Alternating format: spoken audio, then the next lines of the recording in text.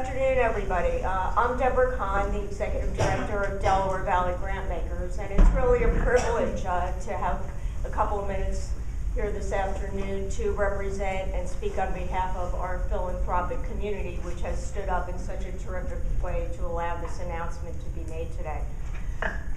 We are really excited about it. DVG is all about working together.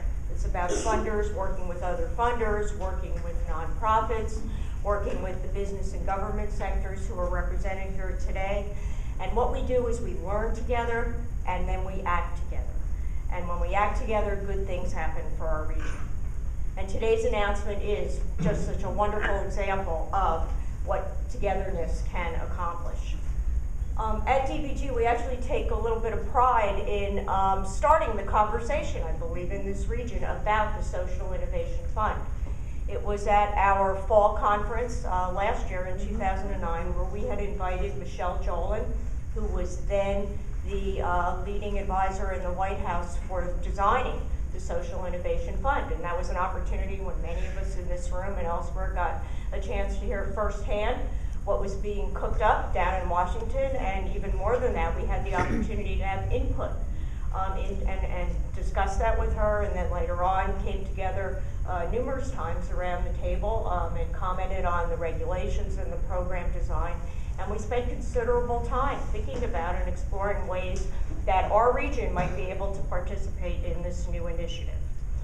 And as we've heard, the intent of the Social Innovation Fund is to take program models and to look at those that are working and addressing not the easy stuff, but the hard stuff, serious social problems, and look at models that are working and help grow those models.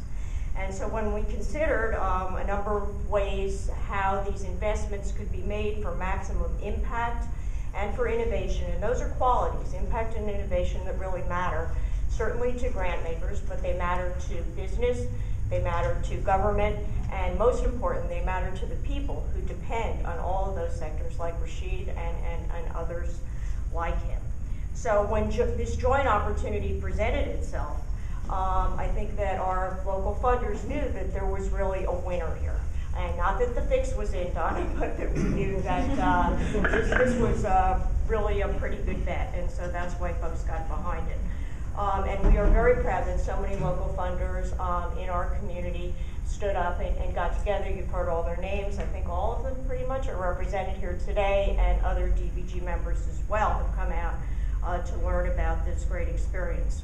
And I think when Seth described how the pieces got put together for this, I think it also underscored the role that philanthropy can play in these kinds of addressing these kinds of major problems and opportunities in our region.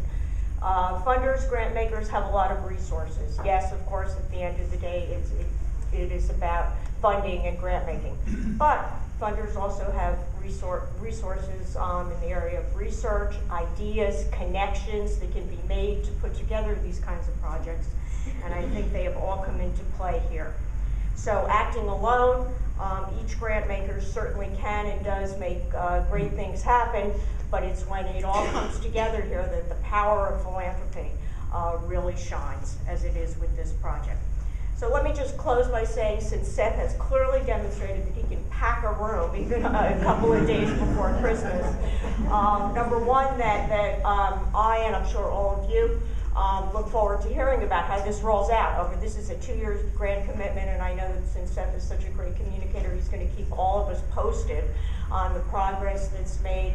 But that we come back maybe 2 years from now, same time, same place, and take a look back at how all this came together, how, what was accomplished, and who knows, maybe even re-up going forward. So, thank you.